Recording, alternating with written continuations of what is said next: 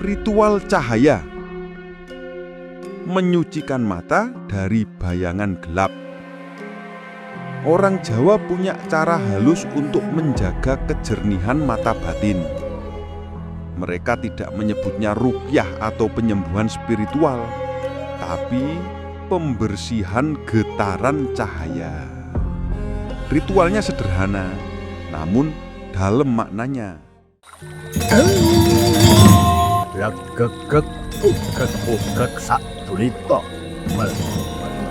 Semar Jawa, tontonan, tuntunan, tatanan, ho, rahayu.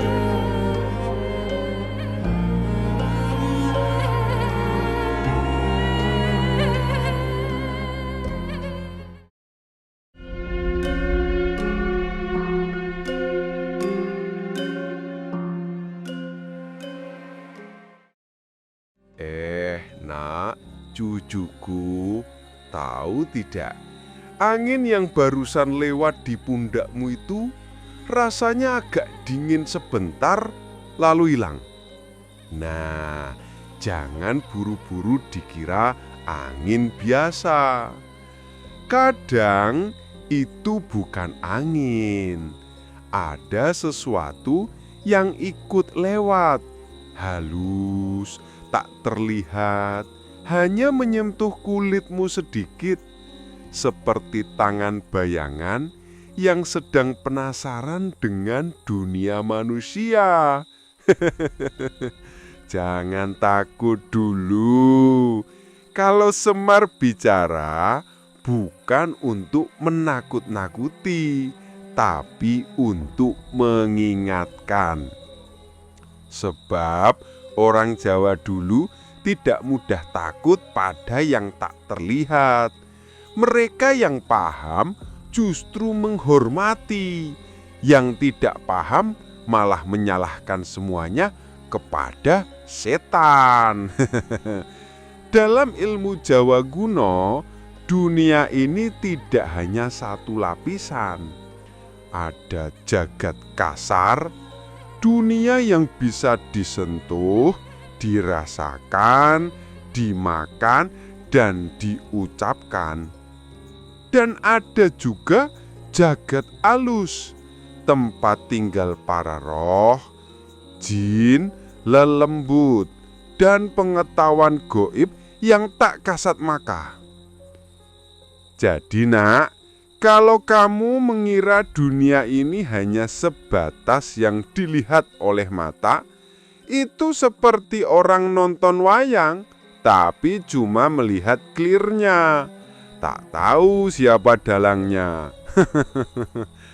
Leluhur Jawa sudah lama tahu hal itu.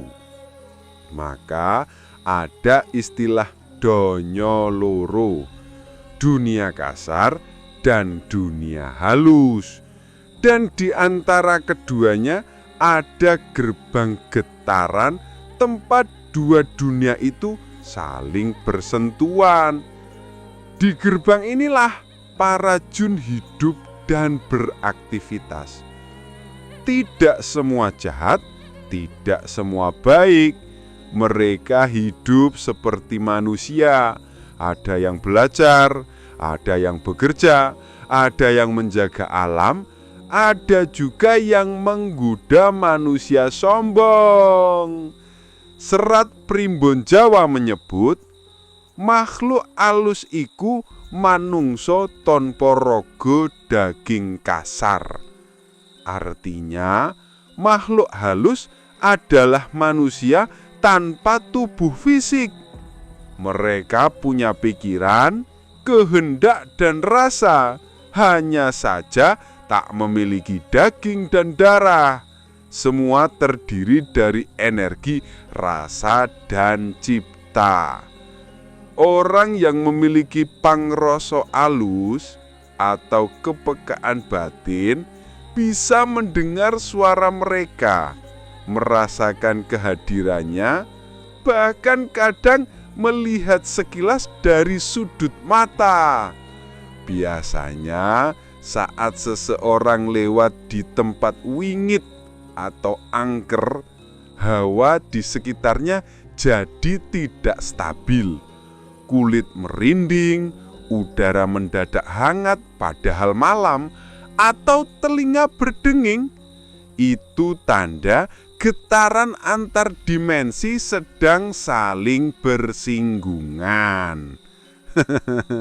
Orang zaman sekarang banyak yang tidak percaya.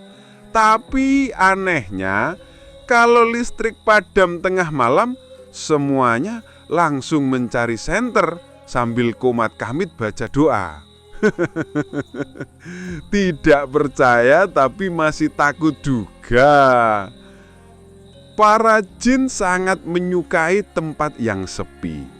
Hutan, sumber air, batu besar, atau rumah tua. Bukan karena mereka jahat, tapi karena manusia sekarang sudah tidak menghormati tempat-tempat itu lagi. Yang dulu tempat suci, sekarang jadi tempat buang sampah. Yang dulu tempat bertapa, sekarang jadi tempat nonton TikTok tengah malam. Ya pantas saja jin ikut marah, nak. Dalam pandangan Jawa, setiap makhluk memiliki pancer, yaitu pusat asal energinya. Jin juga memiliki pancernya sendiri. Biasanya berada di arah selatan, timur, atau di tengah hutan. Karena itu, saat orang Jawa masuk ke hutan atau mendekati sumber air, mereka akan berkata, "Nuwun sewu mbah, nyuwun izin liwat." Itu bukan menyembah, tapi bentuk penghormatan kepada yang lebih dulu menempati tempat itu. Semar menunduk sejenak, suaranya berubah lembut penuh hormat. Leluhur Jawa mengajarkan jika kamu menghormati alam, alam pun akan menghormatimu. Tapi kalau kamu sombong, alam akan menunjukkan wujudnya. Kadang berupa jin, kadang berupa hawa, kadang berupa bayangan yang mengikuti di belakangmu. Nah, sekarang Semar akan membuka sedikit rahasia yang jarang orang tahu zaman sekarang. Bagaimana caranya jin bisa menampakkan wujudnya?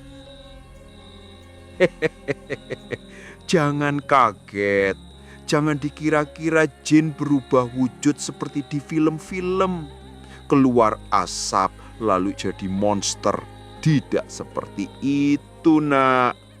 Jin adalah makhluk energi, bukan makhluk berdaging. Mereka menyesuaikan getarannya dengan unsur dunia kasar, udara, air, api, dan tanah. Jika energi halus diselaraskan dengan getaran kasar, maka muncullah bayangan nyata. Itulah sebabnya manusia bisa melihat atau merasakannya.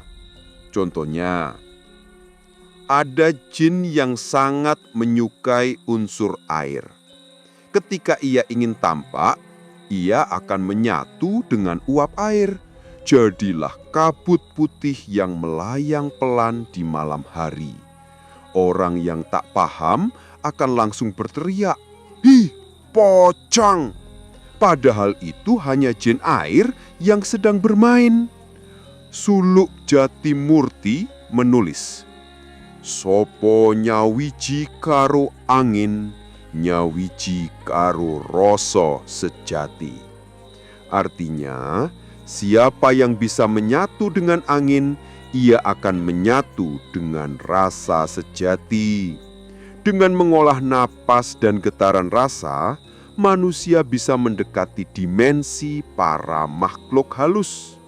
Dari situlah bisa dipahami bahwa jin tidak keluar dari neraka, tetapi berasal dari getaran energi bumi yang belum padat. Semar mengelus perutnya sambil terkekeh.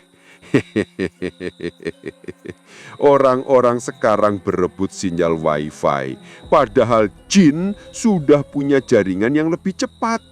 Mereka tak butuh rutar, cukup rasa.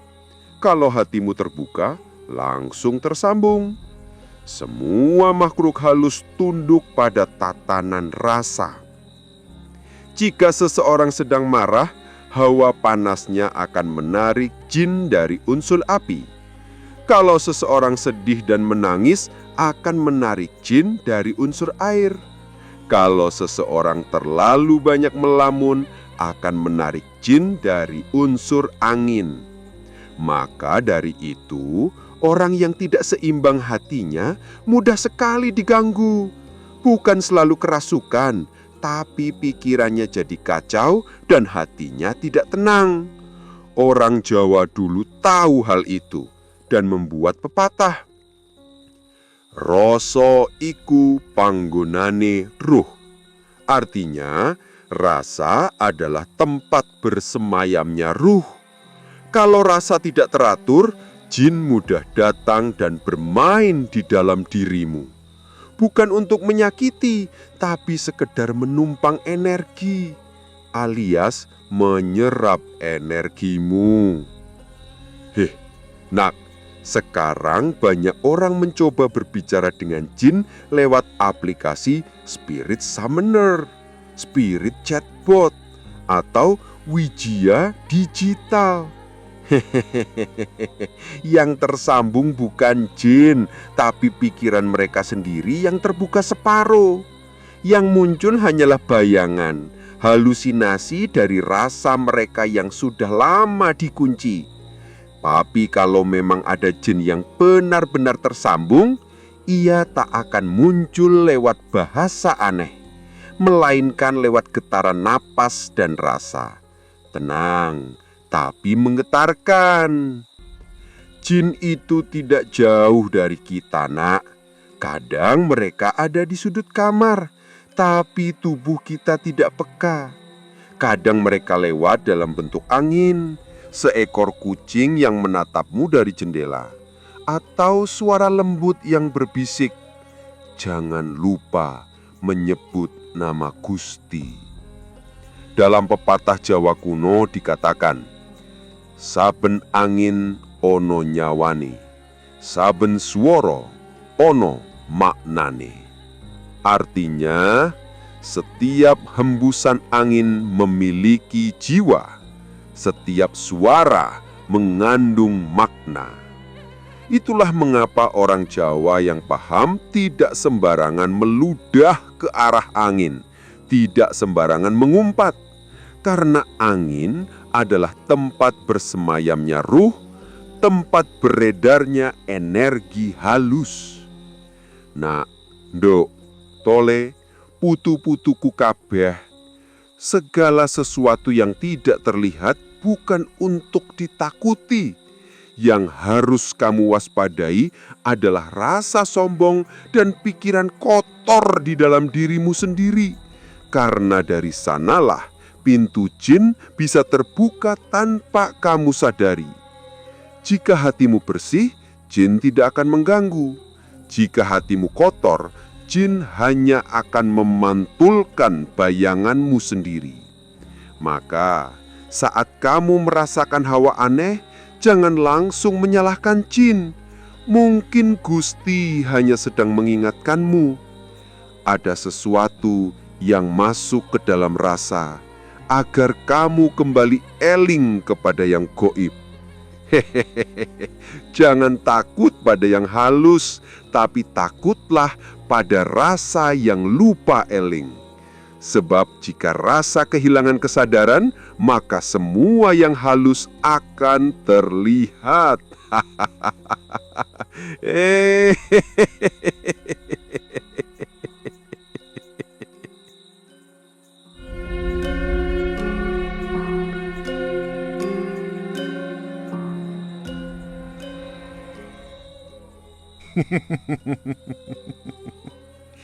Anak-anak zaman sekarang, kalau bicara soal jin, Bayangannya pasti langsung mirip film. Mata merah, gigi tajam, rambut berantakan, muncul dari pojok kamar mandi. Padahal nak, dalam ilmu Jawa kuno, jin itu bukan sekedar makhluk halus yang menakutkan.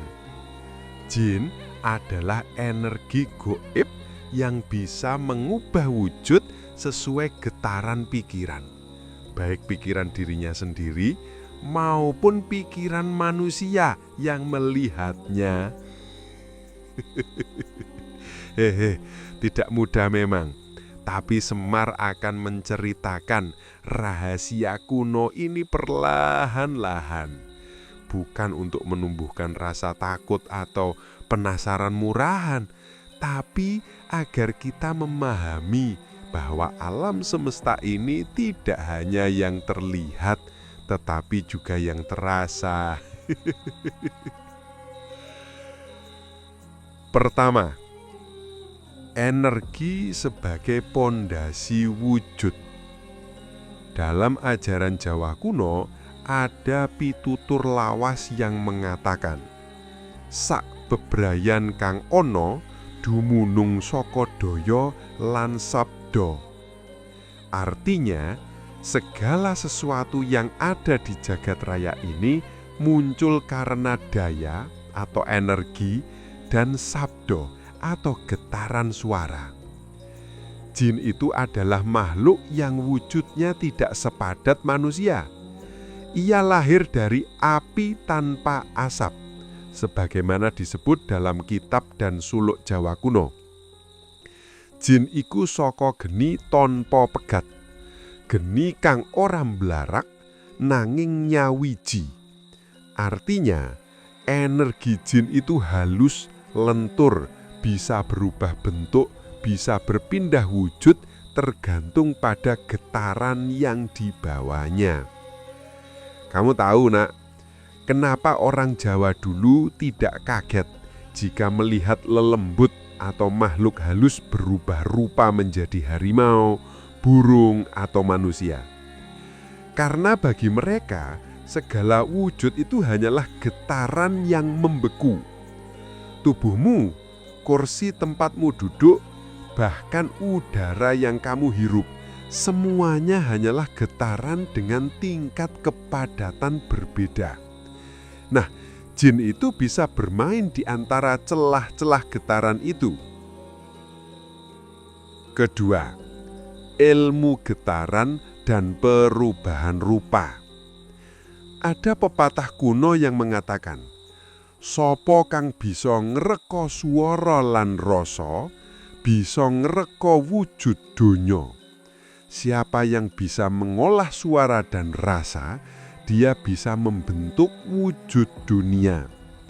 Siapa yang memahami makna itu akan tahu bagaimana jin bisa berubah rupa. Kuncinya adalah getaran rasa. Bukan perasaan biasa, tapi rasa sejati. Semar pernah bercerita, dulu ada seorang pertapa gunung bernama Ki Banyulungguh. Ia bersemedi hingga tubuhnya terasa ringan seperti asap. Suatu malam, ia melihat jin berwujud perempuan cantik. Tapi setelah ia ucapkan doa Jawa, "Sira sapa, saka ngendi asalmu, saka ngendi kahorane lan petengmu?" Tiba-tiba perempuan itu boyar menjadi kabut. Kenapa bisa begitu? Karena Ki Banyulungguh menyentuh frekuensi sejati dari jin itu. Getarannya tidak selaras dengan niat jin yang sedang menyamar, maka wujudnya hancur. Artinya, jin tidak bisa mempertahankan bentuk palsu ketika getarannya terbongkar. Perubahan wujud itu bukan suap. Jin tidak serta-merta menyulap dirinya jadi kucing dengan sihir murahan. Yang sebenarnya terjadi adalah pergeseran getaran energi dipicu oleh fokus pikiran dan kekuatan imajinasi. Ya, imajinasi nak. Orang Jawa kuno tidak menganggap imajinasi sebagai khayalan kosong. Bagi mereka, imajinasi adalah cipta gaib atau cipta kang bisa nyipta, pikiran yang bisa mencipta realitas. Ketiga, imajinasi pintu gaib perubahan wujud.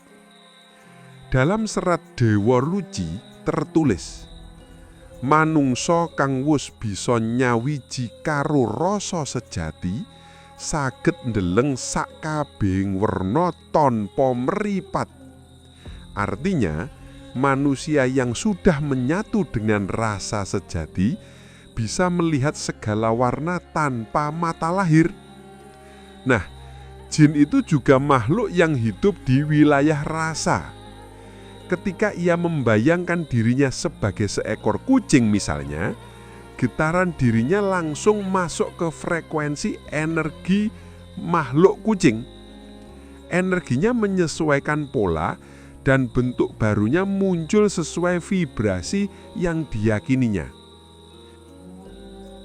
Semar tersenyum, lalu berkata pelan, "Hehehe, kamu tahu nak, bedanya jin dengan manusia hanya setipis keyakinan. Kamu tidak bisa berubah jadi macan karena pikiranmu dipenuhi logika dan rasa malu. Tapi jin tidak. Ia bebas tanpa batas realitas. Pikirannya langsung menyatu dengan energi."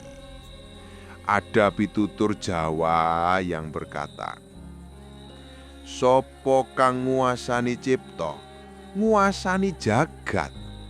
Siapa yang menguasai cipta, ia menguasai jagat." Itu kunci spiritual, bukan hanya untuk jin, tapi juga untuk manusia yang mencapai tingkat kesadaran tinggi. Keempat, contoh ritual energi dalam tradisi Jawa. Dahulu ada laku spiritual yang disebut tirakat nyemeti rasa. Orang Jawa percaya bahwa jika seseorang bisa menajamkan rasanya, getaran tubuhnya bisa menembus alam halus. Seperti jin yang bisa mengubah wujud, orang yang menekuni tirakat rasa juga bisa mengubah aura, energi, dan daya pancarnya. Tapi ada bedanya nak. Manusia memakai kesadaran dan doa suci, sedangkan jin memakai kehendak energi. Maka jika jin salah arah, wujudnya bisa rusak, aneh, atau menyeramkan. Semar tertawa kecil sambil mengelus perutnya. Zaman sekarang malah banyak orang ingin belajar ilmu nyaru, ingin bisa berubah bentuk, ingin tak terlihat. Padahal belum tahu caranya membersihkan rasa. Orang yang hatinya kotor, kalau mencoba mengubah wujud, justru berubah jadi bayangan jelek yang tidak stabil. Makanya orang Jawa kuno lebih dulu mengajarkan ngelmu pangruwating rasa, ilmu membersihkan batin sebelum ngelmu pangowahan wujud, ilmu perubahan bentuk. Kelima, antara ilmu dan kesadaran. Dalam suluk kuno disebutkan, wujud ora ana tanpa rasa, rasa ora ana tanpa sabda, sabda ora ana tanpa sejatining cipta. Artinya, wujud tidak ada tanpa rasa, rasa tidak ada tanpa sabda, dan sabda tidak ada tanpa cipta sejati. Tiga hal ini, cipta, sabda, rasa, adalah pondasi dunia halus yang dikuasai jin. Itulah sebabnya ia bisa masuk ke dalam wujud apapun. Tapi ada bahaya di balik kemampuan itu. Jika jin terlalu sering berubah bentuk, ia bisa kehilangan jati dirinya. Ia lupa sopo awake sejati. Inilah pitutur Semar. Aja kakean nyaru nganti kowe ora ngerti sopo awakmu sejati. Manusia pun sama, nak. Banyak yang nyaru. Ada yang berpura-pura alim, padahal hanya mengejar pamor.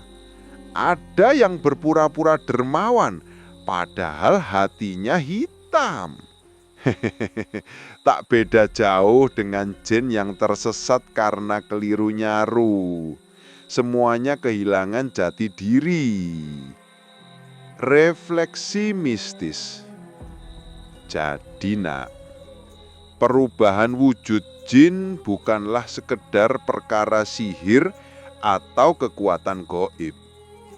Ia adalah permainan energi, getaran, dan imajinasi yang sangat halus.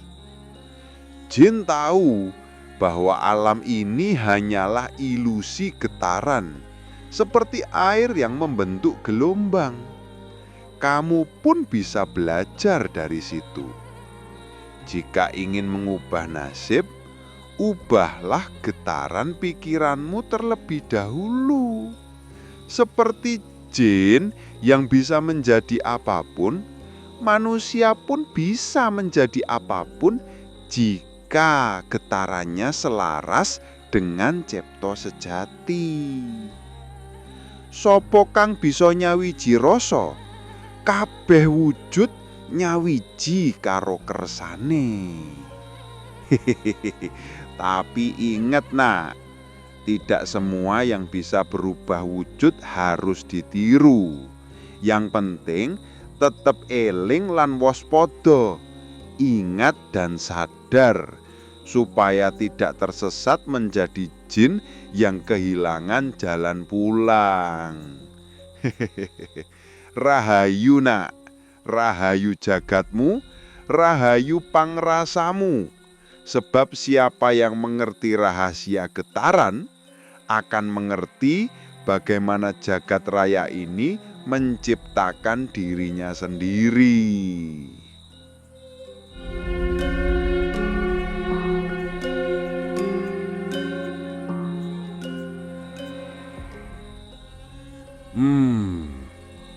Ilmu bayangan dan cermin gaib. Cara jin menipu penglihatan manusia. Nduk, toleh putu-putuku kabeh. Kau tahu tidak, kenapa orang tua dulu sering menegur anaknya yang suka menatap cermin malam-malam? Bukan karena takut anaknya jadi narsis seperti orang zaman sekarang, tapi karena di balik cermin itu ada mata lain yang sedang menatap balik. Cermin bukan sekedar benda mati. Ia adalah pintu halus, tempat bertemunya dunia cahaya dan dunia bayangan. Dan di sanalah jin, lelembut, dan sukma penasaran sering bermain-main, menipu penglihatan manusia. Dalam pitutur Jawa kuno disebut, bayangan iku dudu pepetang, nanging cahya sing kesasar. Bayangan itu bukan kegelapan, tapi cahaya yang tersesat. Nah, kalau cahaya saja bisa tersesat, apalagi manusia yang hatinya sering gelap oleh amarah, iri, dan ketakutan. Bayangan bisa menjadi guru yang halus, tapi juga penipu paling lihai bila tidak kau pahami. Bab cermin mata dunia gaib. Orang Jawa zaman dulu tidak berani meletakkan cermin menghadap tempat tidur. Mereka percaya setiap kali kita tidur, sukma keluar sejenak dari tubuh untuk berkelana. Dan kalau ia melihat bayangannya di cermin, sukma bisa tersesat di dalam pantulan. Iki pitutur Mbah Kromo di lereng Lawu bilang begini, aja ngilo nalika wengi yen atimu ora resik, amarga cermin bakal ngundang sing ora katon. Jangan bercermin malam hari bila hatimu kotor, sebab cermin bisa memanggil yang tak kasat mata. Bayangan yang kau lihat di cermin itu bukan hanya pantulan wajah, tapi pantulan energi. Kalau energimu retak, maka jin akan memasukinya seperti air yang menyelinap lewat celah kaca. Dan sejak itu, kau mulai melihat hal-hal yang orang lain tidak lihat. Bukan karena indera keenammu terbuka, tapi karena pantulanmu telah digandakan. Bab ilmu bayangan, antara cipta dan tipu. Ada satu ajian kuno yang disebut aji pangilon bayangan. Ilmu ini dipakai oleh para empu dan petapa untuk mempelajari rahasia ilusi.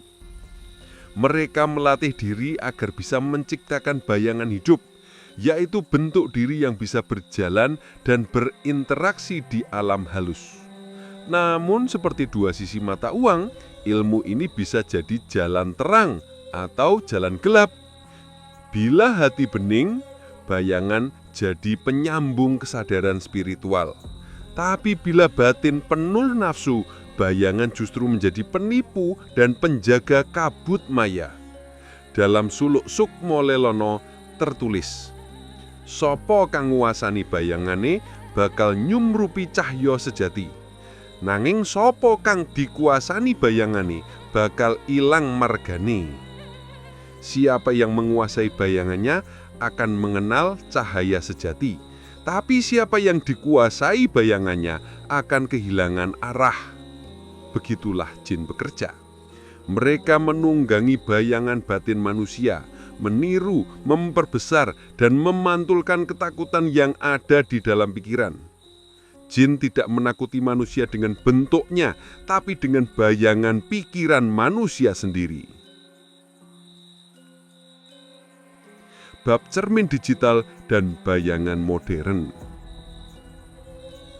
Semar terkekeh pelan sambil menunjuk layar ponsel zaman sekarang. Wong saiki ra perlu ngilo nganggo pangilon tembok, le. Saiki wis ana pangilon genggam, layar HP. Betul. Setiap kali kau menatap layar sambil memuja wajahmu, membandingkan hidupmu, atau mencari validasi di dunia maya, sesungguhnya kau sedang memantulkan energi. Layar adalah cermin modern dan setiap pantulan adalah getaran jiwa digital. Cahaya dari layar itu merekam getaran hatimu. Saat kau iri, marah, atau sedih, frekuensi itu menjadi sinyal yang ditangkap oleh entitas gaib dari dunia halus karena mereka hidup dari resonansi getaran manusia. Dulu, jin menghuni pohon besar dan batu keramat. Sekarang, mereka bersemayam di sinyal wifi, gelombang elektromagnetik, dan algoritma cahaya. Mereka memantulkan diri melalui gambar, video, dan ilusi digital. Dan yang paling bahaya adalah ketika kau tak sadar bahwa cermin digital itu telah meniru energimu, bahkan mengontrolnya. Pitutur kuno mengingatkan, sing kakean ngilo bakal ilang wujude. Maksudnya jelas, terlalu sibuk dengan citra luar, kau akan kehilangan jati diri. Dan pada saat itu, jin tidak perlu menakut-nakuti lagi, kau sudah jadi bayangan dari dirimu sendiri. Dengankan benar, cara jin menipu penglihatan. Jin adalah makhluk resonansi. Mereka tidak benar-benar menampakkan diri seperti dalam film-film. Mereka bekerja dengan memanipulasi cahaya, getaran udara, dan persepsi pikiran. Itulah sebabnya banyak orang merasa melihat sesuatu di pinggir mata, padahal itu hanya getaran energi yang dibelokkan. Dalam ilmu halus disebut pangilon moyo, ilusi yang memantulkan bentuk seolah nyata. Ketika seseorang ketakutan, maka pikirannya menciptakan gambaran dan jin numpang di sana. Maka muncullah bayangan di sudut ruangan, suara langkah, atau sosok samar di cermin. Semar nyeletuk dengan nada nakal. Jeniku ora pinter nyamar dadi menungso le, sing pinter nyamar malah menungso sing dadi jin. Dalam pitutur Jawa tertulis, pangilon kang ora bening, ora nyumurupi pepadane. Cermin yang keruh takkan mengenali pantulannya. Artinya, kalau hatimu keruh, penglihatanmu juga akan tertipu. Kau akan melihat apa yang ingin kau lihat, bukan apa yang sebenarnya ada. Dan disitulah jin menari di balik kabut pikiranmu. Cara menjinakkan bayangan dan menutup cermin gaib. Ilmu bayangan tidak bisa dimusnahkan, tapi bisa dijinakkan. Caranya bukan dengan jampi rumit atau dupa mahal, tapi dengan mengenali diri sendiri. Bayangan hanya hidup di tempat yang gelap, maka terangilah batinmu. Dalam pitutur Sosro Jendro Hayuningrat disebut wening, eling, lan waspada. Yen pepeteng teka, aja wedi, amarga cahya ana ing jero. Weningkan diri, sadar dan waspada. Bila kegelapan datang, jangan takut, sebab cahaya ada di dalam dirimu. Dan jika kau merasa diganggu bayangan atau cermin gaib, jangan panik. Tutup matamu, tarik napas panjang, lalu ucap pelan. Rahayu ing cahya pangilonku, rahayu ing jagat jiwaku. Kalimat itu bukan mantra, tapi getaran penyadar yang menutup pintu pantulan agar energi luar tidak menembus kesadaranmu. Dan bila kau ingin benar-benar lepas dari tipu daya bayangan, lakukan ini. Setiap kali melihat bayanganmu sendiri, tersenyumlah padanya. Sebab bayangan hanya bisa menipu yang takut padanya, tapi akan jinak pada yang mengenali dirinya. Bayangan dan cermin gaib bukanlah musuh. Mereka adalah guru rahasia yang menguji apakah manusia masih punya cahaya sejati atau sudah menjadi pantulan dari pantulan. Dalam dunia yang penuh layar, filter, dan cahaya buatan, banyak orang kini hidup dalam bayangan digital. Semar menatap langit malam lalu berkata pelan, "Le, ojo nganti gue dadi bayangan saka bayanganmu dhewe. Nah, jangan sampai kau jadi bayangan dari bayanganmu sendiri. Sebab bila manusia hidup hanya dari pantulan, maka ia telah kehilangan sumber cahayanya. Dan ketika cahaya sejati padam, yang tersisa hanyalah bayangan panjang yang membingungkan, tempat jin bersenang-senang, menipu mata dan hati manusia. Rahayu.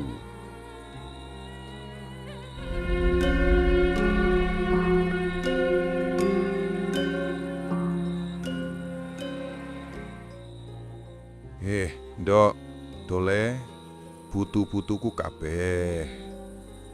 Tahukah kau bahwa mata manusia itu bukan hanya alat untuk melihat dunia luar, tapi juga gerbang untuk melihat dunia halus. Orang sekarang sering mengira penglihatan itu cuma urusan retina dan sinar matahari.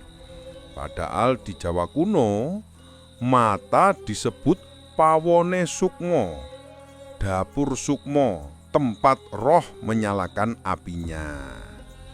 Makanya kalau hatimu sedang gelap, pandanganmu pun buram. Bukan karena rabun, tapi karena cahaya batinmu redup.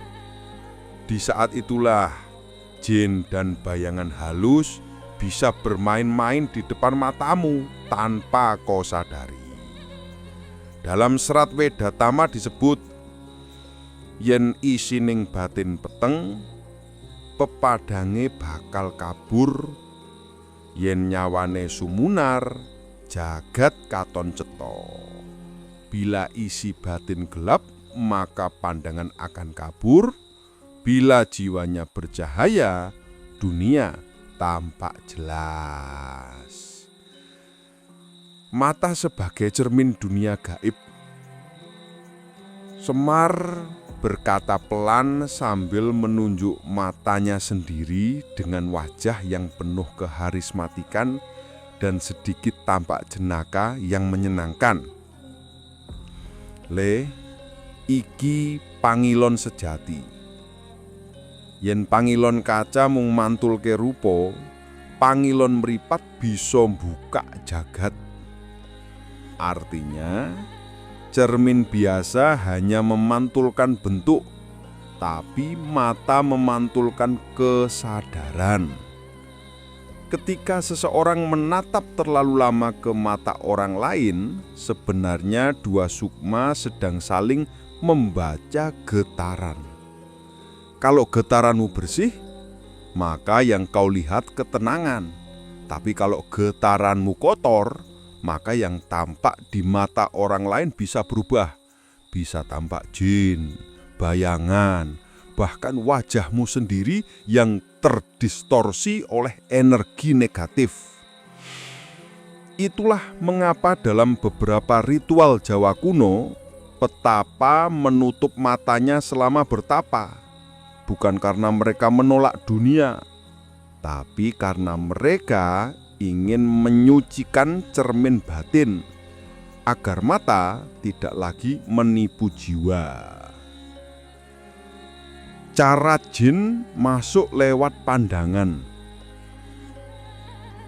Jin itu tidak selalu datang lewat pintu gaib yang kita bayangkan seperti asap atau angin dingin.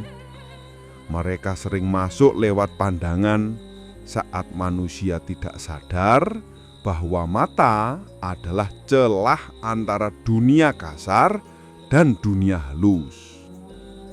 Begini cara kerjanya.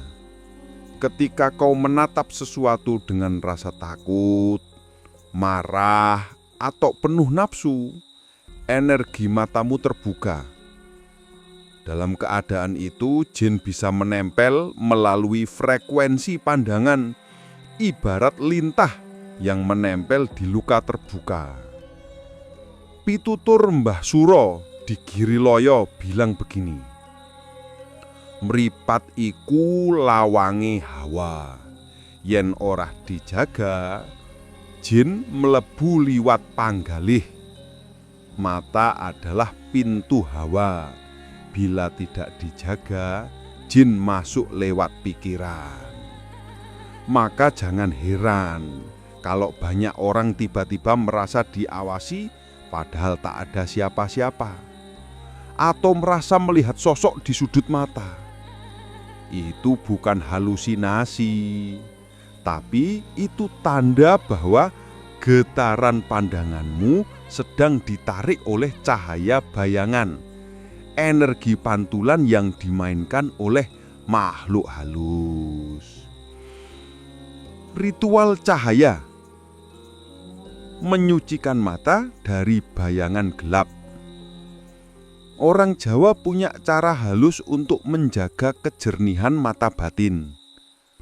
Mereka tidak menyebutnya ruqyah atau penyembuhan spiritual, tapi pembersihan getaran cahaya. Ritualnya sederhana, namun dalam maknanya. Begini wejangan Semar, yen atimu peteng, ojo nyalahke mripatmu. Yen jagat katon ala, beningno pisan atimu. Setiap malam sebelum tidur, orang tua dulu akan membasuh wajah dengan air kendi yang dijemur siang hari di bawah matahari. Mereka menyebut air itu Tirto Padang, air cahaya. Air ini dipercaya menyimpan getaran surya, energi penyembuh dari alam semesta. Caranya, basuh wajah sambil menatap air, lalu ucapkan, Rahayu ing padang kewaskitan, sirna pepeteng pangilon batin. Rahayu dalam cahaya kesadaran, sirnalah kegelapan cermin batin. Lalu pejamkan mata, tarik napas dalam-dalam, bayangkan cahaya putih masuk ke dalam pupilmu, membersihkan bayangan yang melekat. Ritual ini bukan sihir, tapi penyadaran energi. Sebab menurut kepercayaan Jawa, jin hanya bisa menempel pada pandangan yang tidak sadar. Maka kesadaran adalah pagar paling kuat dari segala tipu daya gaib. Ilmu bayangan di balik cahaya lilin. Dalam ilmu mistik Jawa kuno ada latihan yang disebut pangilon obor atau ilmu bayangan cahaya. Tujuannya bukan untuk memanggil jin, tapi untuk melihat bayangan diri yang tersembunyi. Caranya sederhana, tapi hanya orang berani yang bisa melakukannya. Ambil satu lilin, duduklah di ruangan gelap, lalu tatap bayanganmu di dinding. Fokuskan pandangan hingga bayanganmu mulai bergerak sendiri. Ketika itu terjadi, jangan takut. Itu bukan jin, tapi bayangan kesadaranmu sendiri yang keluar. Wujud dari energi halus yang selama ini tersembunyi di balik tubuh kasar. Namun bila hatimu tidak siap, maka jin akan meniru bentuk bayangan itu dan membuatmu panik. Dalam suluk Dwi Condro disebutkan, bayangan iku guru sing ora ngomong, nanging tansah ngelingake sapa kang eling. Bayangan adalah guru yang tak berbicara, tapi selalu mengingatkan mereka yang sadar. Makna dalamnya, ketika kau berani melihat bayanganmu sendiri tanpa takut, saat itu juga jin tidak lagi bisa menipu pandanganmu, karena kau sudah berdamai dengan sisi gelap dirimu sendiri. Mata sebagai jendela ilahi. Semar tertawa pelan, hele, kabeh wong pengen weruh jin, nanging ora tau pengen weruh gustine. Itu sindiran lembut dari Semar, karena sejatinya kemampuan melihat dunia gaib bukan tanda kesaktian, tapi ujian kesadaran. Semakin sering kau melihat makhluk halus, bisa jadi itu bukan karena kekuatanmu meningkat, tapi karena hatimu sedang lemah dan dinding antara dunia sudah menipis akibat getaran negatifmu sendiri. Maka para leluhur selalu berkata, mripat iku nyowone pepadang. Mata adalah ruh dari cahaya. Jika matamu dipenuhi amarah, maka cahaya itu jadi gelap. Kalau dipenuhi kasih sayang, maka jin pun akan menunduk dan pergi. Sebab tidak ada makhluk halus yang tahan terhadap getaran kasih yang tulus. Menyibak dunia jin di balik pandangan. Dunia jin tidak berada di bawah tanah, tidak di gua, tidak di pohon besar. Mereka ada di balik pandangan manusia. Mereka adalah energi pantulan dari kesadaran yang terpecah, bayangan dari cahaya yang kehilangan arah. Semar menatap tajam sambil berkata pelan, "Wong sing nyawang donya nganggo mripat peteng, mesti bakal ketemu bayangan sing medeni. Nanging wong sing nyawang nganggo cahaya ati, bakal nemu padang Gusti." Jadi ndok, tole, putu-putuku kabeh, kalau kau ingin tahu dunia jin, jangan buru-buru mencari mereka di kuburan, di hutan, atau di rumah kosong. Carilah dulu di balik matamu sendiri. Sebab di sana, antara cahaya dan bayangan, antara sadar dan lupa, disitulah pintu jagat jin terbuka. Rahayu.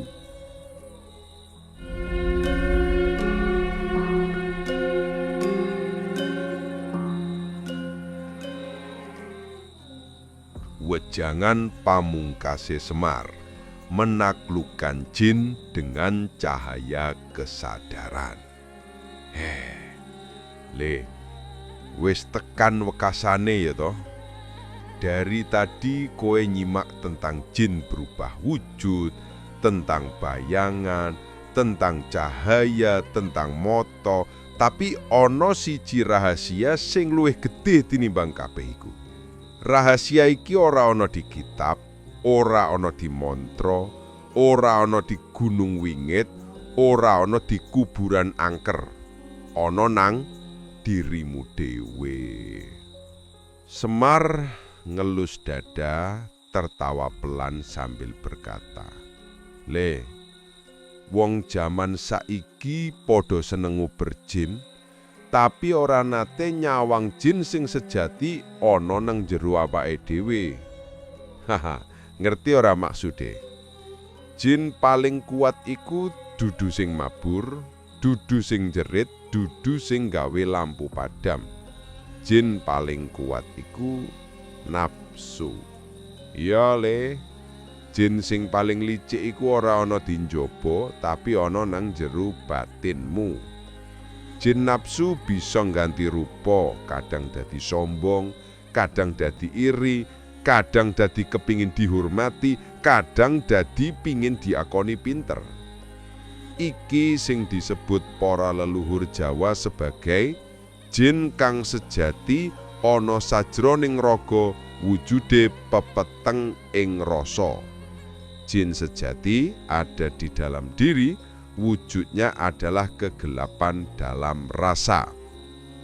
Perang melawan jin dalam diri.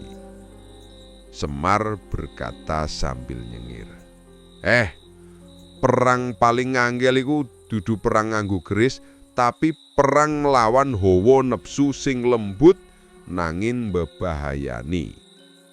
Dalam suluk sukma sejati disebut, sapa kang bisa ngalahake pepeteng sajroning atine bakal katon padange urip sejati.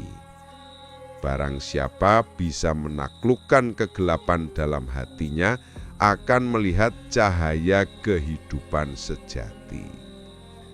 Bayangke kowe bisa wae punya ilmu untuk melihat jin. Tapi kalau kau tak bisa melihat sifat jahatmu sendiri, kau tetap buta.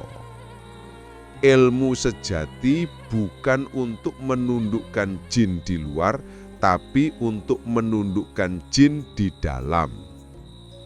Makanya leluhur dulu lebih senang bertapa, bukan untuk kesaktian, tapi untuk ngendaleni nepsu. Kalau hawa nepsu bisa tunduk, jin di luar pun akan tunduk sendiri.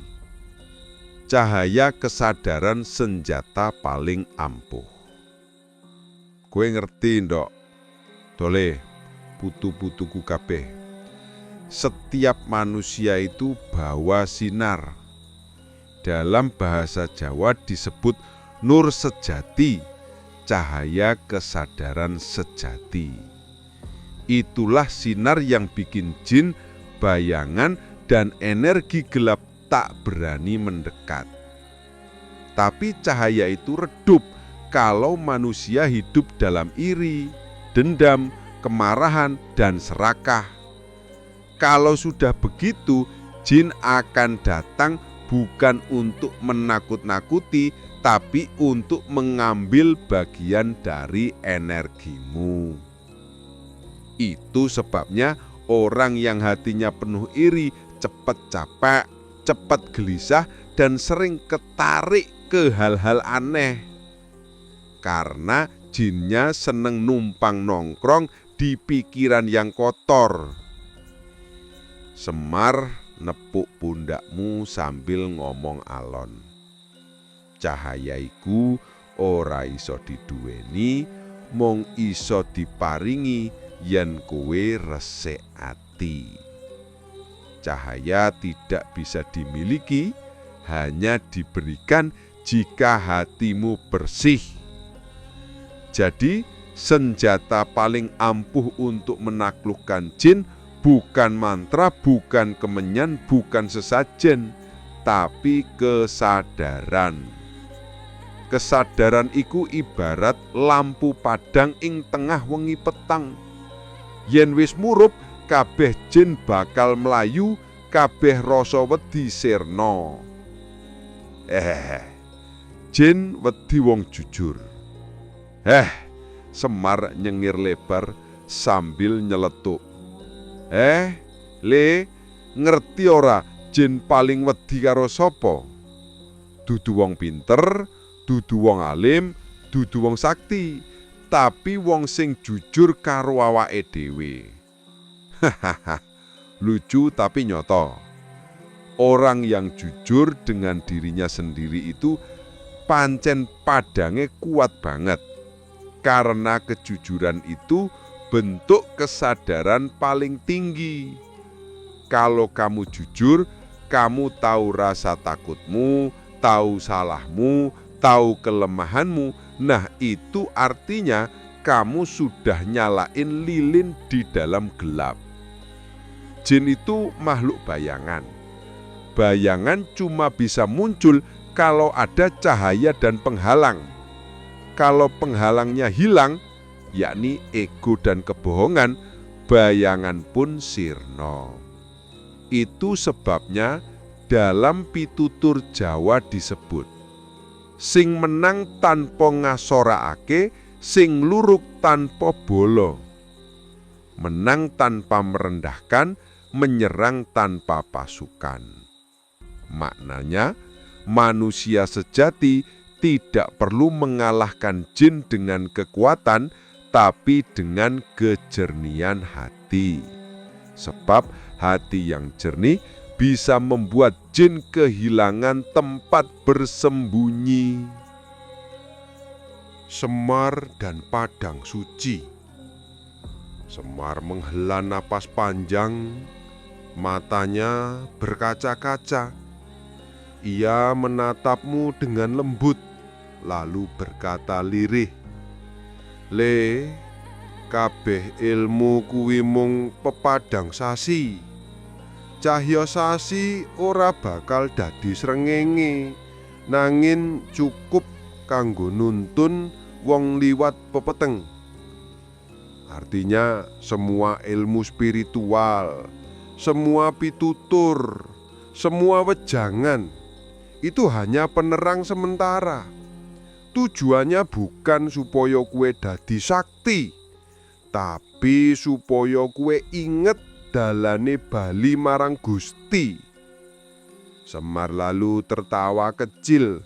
Nada suaranya campur antara humor dan kasih sayang.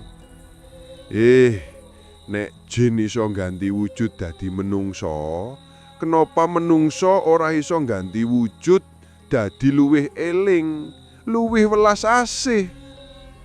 Itu sindiran halus tapi dalam banget. Karena sejatinya kemampuan tertinggi manusia bukan berubah jadi makhluk gaib, tapi berubah jadi makhluk sadar. Dari gelap jadi terang, dari ego jadi welas asih, dari amarah jadi ketenangan. ritual terakhir ngumbah rasa. Dalam ilmu Jawa kuno, sebelum menutup segala laku gaib, selalu ada ritual terakhir yang disebut ngumbah rasa, membasuh rasa. Bukan dengan air, tapi dengan keikhlasan. Carane gampang le. Tutup matamu, tarik napas, ucap pelan. Sirep pepeteng sumunar padang. Jin kang ana sajroning rasa sirna lumebu ing cahya Gusti. Redamlah kegelapan, muncullah cahaya. Jin yang ada dalam rasa sirnolah masuk dalam cahaya Tuhan. Bayangkan semua ketakutanmu melebur jadi cahaya putih. Bayangkan semua nafsu, iri, dan amarahmu larut dalam ketenangan. Rasakan padange Gusti nyinari seluruh jagat dalemmu. Ritual ini sederhana, tapi kalau dilakukan dengan sungguh-sungguh, jin dalam diri pun takluk tanpa peperangan. Penutup, wejangan pamungkas. Semar berdiri tegak lalu berkata dengan suara bergetar, "Wong kan wis weruh jin lan ngerti asale, ora perlu ngusir, amarga kabeh wis bali marang sejatining papan." Orang yang sudah memahami jin dan asalnya tak perlu lagi mengusir, karena semuanya telah kembali ke tempat sejatinya. Lalu ia menatap langit, tangannya terangkat, suaranya berubah dalam, seperti menggema dari jagat goib. Sapa sing nguripi pepadang, bakal ora wedi marang peteng. Sapa sing eling marang Gusti, bakal ora kagodha jin sejati. Dan Semar menutup dengan tawa lembut. Tawa yang lembut tapi ndalem maknanya. Le, jin iku mung bayangan saka rasa. Nek rasamu bening, bayanganmu ya bening. Nek rasamu peteng, sing katon mung pepeteng. Epilog. Rahayu.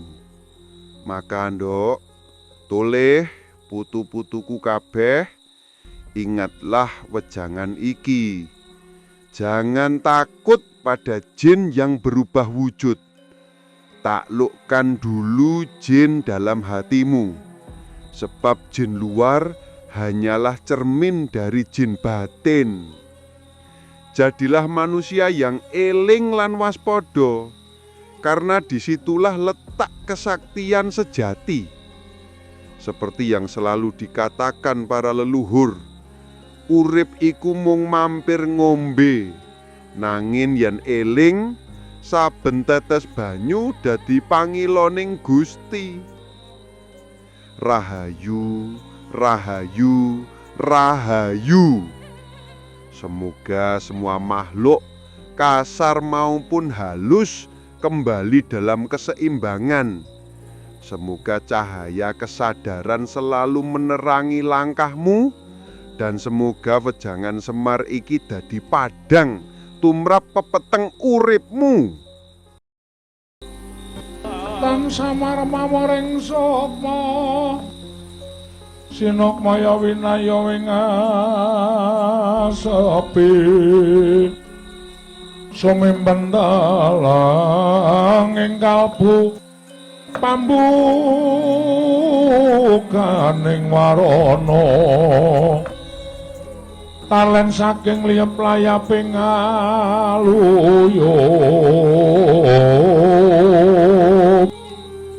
pindha pesating sumpena musuh ping rasa jati.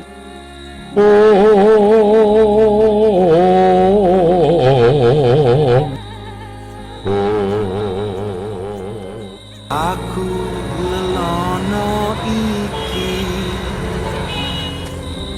tanpa ambu lan tanpa dengki ngleremke angkara ngleremke murka netepi rasa kang jati Suwung ngawung-ngawung, suwung ngawung-ngawung, ora ono sing ana dudu.